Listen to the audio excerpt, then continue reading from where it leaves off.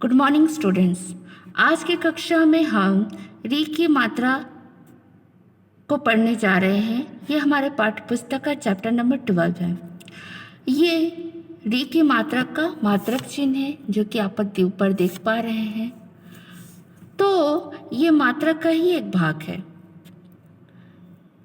चलते हैं, री की मात्रा के द्वारा हम लोग नए नए शब्दों को आज बनाना सीखेंगे। जिस प्रकार हम लोगों ने विभिन्न तरह के मात्रक चिन्हों से नए नए शब्दों के निर्माण को सीखा, उसी प्रकार री की मात्रा से भी हम लोग नए नए शब्दों को बनाना सीखेंगे। ये री की मात्रा का मात्रक चिन्ह है। तो सबसे पहले हमारे पास दो चित्र दिए गए हैं। पहला चित्र किसका है? एक वृक्ष का है, दूसरा निप का है। परंतु वृक्ष और निप ये किस प्रकार हम लिखेंगे? इसके लिए हमको मात्रक का अर्थात शब्दों का ज्ञान होना बेहद ज़रूरी है। तो शब्दों के ज्ञान के लिए हम लोगों को मात्रा को पहले सीखना होगा। तो चलते हैं, री की मात्रा को आज की कक्षा में हम जानेंगे। यहाँ एक शब्द लिखा गया है वृक्ष। वृक्ष को हम किस प्रकार लिखेंगे? वृक्ष को हम लिखेंगे व प्लस री प्लस अक्ष। तो इन सबों के योग से एक शब्द बना, वो कहलाया वृक्ष। वृक्ष को अंग्रेजी में हम लोग क्या कहते हैं? ट्री। तो हम इस प्रकार समझ सकें कि ये जो पेड़ है उसका नाम क्या है? वृक्ष। और ये कौन सा पेड़ है? ये वृक्ष है और इसका अंग्रेजी अर्थ है ट्री। उसी प्रकार यहाँ पर एक हमें आदमी दिखाई दे रहे, ये कौन है? हमें इनका परिचय कैसे पता चले जाएगा? इसके नीचे में हम नाम दिए गए हैं, इसके द्वारा पता चलेगा ये कौन है। तो इसके लिए हम लोगों को शब्दों का ज्ञान, मात्रा का ज्ञान होना बेहद आवश्यक है। तो मात्राओं के ज्ञान के लिए तो हम जानेंगे ये क्या लिखा गया है। सबसे पहले पढ़ेंगे ना प्लस री प्लस प। तो इन शब्दों के योग से क्या बन गया? निप। तो निप का अंग्रेजी अर्थ क्या होता है? निप का अंग्रेजी अर्थ होता है किंग। उसी प्रकार हम लोग शब्द पढ़ो और सीखो, विभिन्न तरह के शब्दों को पढ़ेंगे और सीखेंगे। तो पहला हमारा शब्द है न में रीकार की मात्रा नी प। क्या शब्द बन गया? निप। निप का अंग्रेजी अर्थ है किंग। उसके बाद दूसरा हमारा शब्द है क में रीकार क्री, प में का पा, कृपा। इसका अंग्रेजी अर्थ क्या है? काइंडनेस। अगला शब्द है हमारा घ में रीकार की मात्रा घ्री त, घृत, जिसका अंग्रेजी अर्थ है घी। उसी प्रकार नेक्स्ट है हमारा क में रीकार की मात्रा क्री, मूर्धन्य स में हंसी का शी, कृषि। कृषि का अंग्रेजी अर्थ क्या है? एग्रीकल्चर। उसी प्रकार नेक्स्ट है हमारा ग में रीकार की मात्रा ग्री ह, ग्री, जिसका अंग्रेजी अर्थ है कृषि।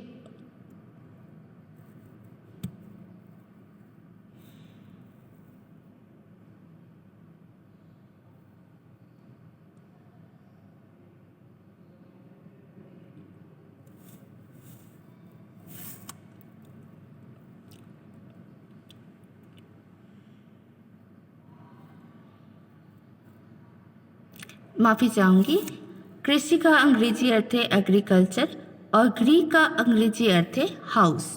अगला है हमारा क में रीकार की मात्रा क्री, आधा मूर्धन्य श, न। क्या बन गया? कृष्ण। अगला हमारा शब्द है प में हर्षई की कार की मात्रा प्री, त में रीकार की मात्रा त्रि। क्या शब्द बन गया?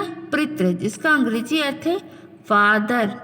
अगला शब्द है हमारा म में आकार की मात्रा माँ, त्र में रीकार की मात्रा त्रि। मातृ का अंग्रेजी अर्थ है मदर, जिसे मातृ को हिंदी में हम लोग माता भी कहते हैं और पितृ का हिंदी अर्थ होता है पिता और अंग्रेजी में हम कहते हैं फादर। उसी प्रकार हमारे सामने एक दृश्य दिया गया है। ये दृश्य जो चित्र दिए गए हैं, ये चित्रों के नाम भी हमें बताना होगा ये चित्र किनके हैं। तो सबसे पहले हमारे सामने ये चित्र दिखाई दे रहा है, ये किसका चित्र है? आइए जानते हैं। इसके नीचे में नाम दिए गए हैं द में रीकार की मात्रा द्रि, आधा तालाब श य।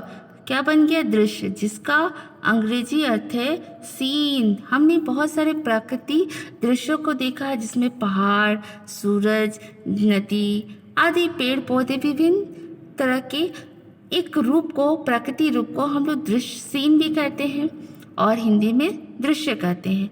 अगला है, एक व्यक्ति अपने कंधों पर अनाजों का बोझ लिए है। यह व्यक्ति कौन है? आइए जानते हैं। क में रीकार की मात्रा क्री, मूर्धन्य श क, क्या शब्द बन गया? कृषक, जिसका अंग्रेजी अर्थ है फार्मर। अगला है हमारा प में रीकार की मात्रा प्री, आधा थ, व में दीर्घिकार वी, क्या शब्द बन गया? पृथ्वी, जिसका अंग्रेजी अर्थ है अर्थ। अगला है हमारा क में रीकार की मात्रा क्री, प में आकर पा, ण, क्या बन गया? कृपाण।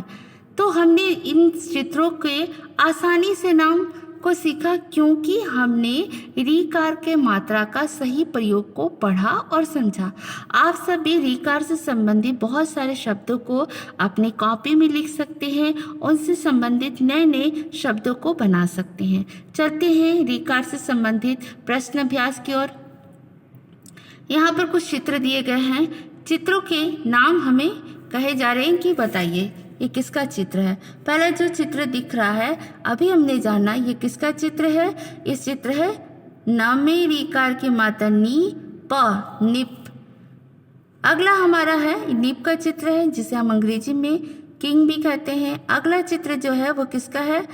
म में रीकार की मात्रा मृ, ग, मृग, उसका है। बाद हम देख सकते हैं ये चित्र किसका है?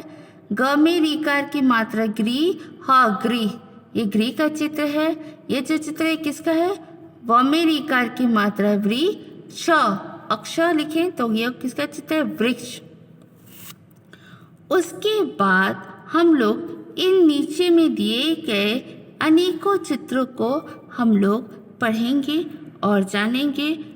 तो आइए आप सब इन चित्रों के नाम अपनी कॉपी में लिखेंगे, जिस प्रकार मैंने ऊपर में लिखा है।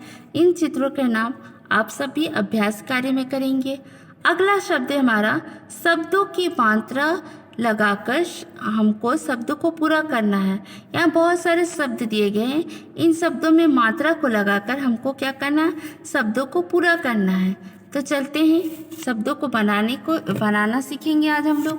पहला शब्द है हमारा वृष, व मूर्धन्य श, भ, तो क्या शब्द बन गया?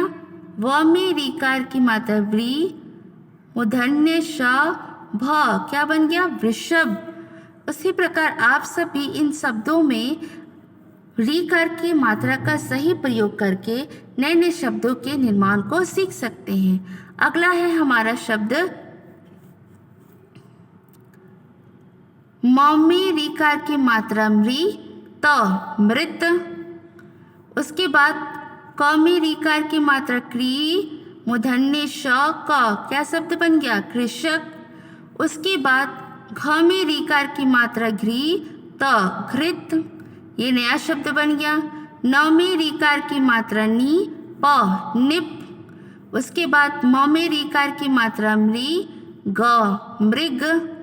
उसके बाद घ में रीकार की मात्रा घ्री, ण में आकड़ा, क्या शब्द बन गया? घृणा। उसके बाद द में रीकार की मात्रा दृ, ढ, दृढ़। उसके बाद क में रीकार की मात्रा ग्री, ह, गृह। अगला है हमारा शब्द व में रीकार की मात्रा व्री, आधा मूर्धन्य अक्ष, क्या बन गया? वृक्ष। अगला है क में रीकार की मात्रा क्री, मूर्धन्य श में हसीकार, कृषि। अगला क में रीकार की मात्रा क्री, प में कपा, क्या शब्द बन गया? कृपा। इसी तरह आप सब भी रीकार की मात्रा से लगाकर नए नए शब्दों को बनाना सीख सकते हैं। अगला प्रश्न है हमारा क्री से शुरू होने वाले शब्दों को लिखना है, अर्थात जो शब्द ऐसे शब्दों को बनाना है जो क्री शब्द से बने हो। यहाँ बीच में हम सेंटर में देख सकते हैं, यहाँ पर क्री शब्द दिया गया और विभिन्न तरह के शब्दों के भाग अपने तीरों के निशान के अनुसार देखा होगा। तो चलिए शब्द बनाते हैं। कैसे? पहले लिखेंगे क में रीकार की मात्रा क्री, यहाँ क्या दिया हुआ है, आधा मूर्धन्य श क, क्या बन गया, कृषक। मैंने इस मध्यम भाग वाले शब्दों को यहाँ से जोड़ा इन शब्दों के साथ, तीर वाले शब्दों के साथ, तो क्या बन गया, कृषक। उसी तरह का प्रकार आप भी बना सकते हैं नए नए शब्दों को, जैसे कि क में री का क्री, प में आकर पा, कृपा। आप देख सकते क्री, और मैंने यहाँ से पा ले लिया, बन गया कृपा। उसके बाद नेक्स्ट क्वेश्चन है, क में रीकार की मात्रा क्री, मूर्धन्य श में हंसी का शी, क्या शब्द बन गया, कृषि। आप सभी मेरे साथ इन शब्दों का उच्चारण करेंगे। अगला है हमारा क में रीकार क्री, प में अका पा, णा, कृपाण। मैंने यहाँ से कृपाण लिया तो नया शब्द बन गया कृपाण। तो आप सभी रीकार से संबंधित नए नए शब्दों को बनाना सीखेंगे और जानेंगे। तो इस प्रकार से हमने रीकार से संबंधित बहुत सारे शब्दों को सीखा। अब आप लोग रीकार से संबंधित नए शब्दों और तथा अन्य नए नए शब्दों को अपनी अभ्यास कॉपी में लिखेंगे और इन्हें निरंतर अभ्यास भी करेंगे। आप हर रोज़ अपनी कॉपी में मात्राओं से संबंधित नए नए मात्राओं से 10-10 शब्दों को बनाएंगे और इन चित्रों के नाम को भी लिखेंगे। तो चलते हैं, आज के कक्षा को मैं यहीं विराम देना चाहती हूँ। धन्यवाद।